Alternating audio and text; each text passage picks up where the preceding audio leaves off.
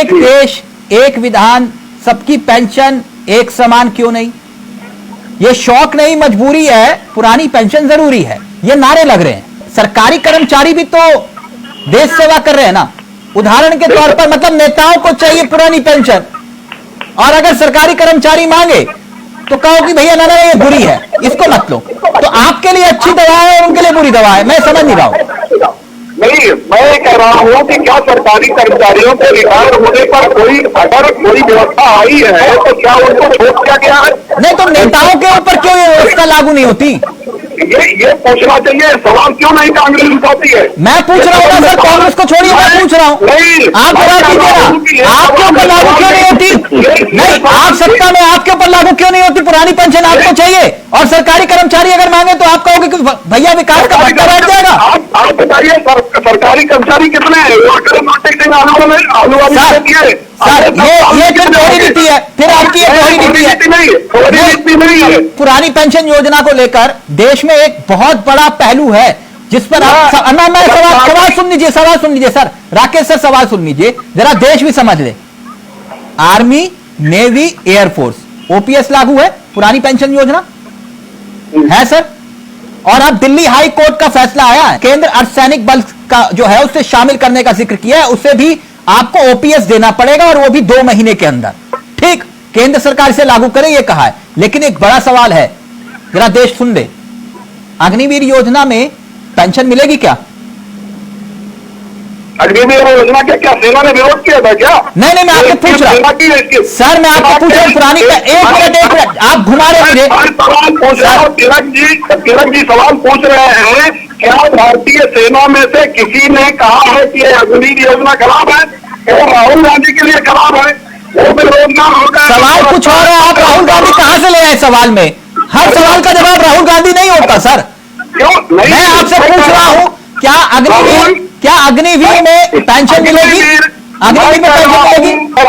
मैं कह रहा हूं कि अग्निवीर योजना का क्या सेना ने विरोध किया? क्या उसकी सिफारिश नहीं थी? क्या उससे सलाह मशवरे नहीं? सवाल कुछ और है, आप सेना पर ले जा रहे हैं। सर, देश की सेना का कर्ज हम लोग मिलकर भी नहीं उतार सकते। मैं कुछ और बात कह रहा हूं, आप कुछ और सवाल कहीं और घुमा रहे हैं। अब मेरी बात को ध्यान से सुनिएगा, बहुत गहराई वाली बात बोल रहा हूं।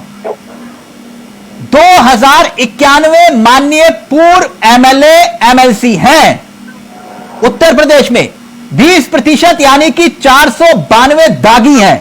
और इनमें जिन दागियों का मैं जिक्र कर रहा हूं, जिन पे आरोप है, अतीक अहमद, डीपी यादव, ऐसे जैसे नेताओं को पेंशन मिल रही है, ऐसे नेताओं को पेंशन मिल रही है। 20 लाख कर्मचारी अपने हक के लिए लड़ाई लड़ते हैं, 17 साल से आंदोलन करते हैं, मनमोहन सरकार में योजना लागू हो जाती है, लेकिन उनकी आवाज कोई नहीं उठाता।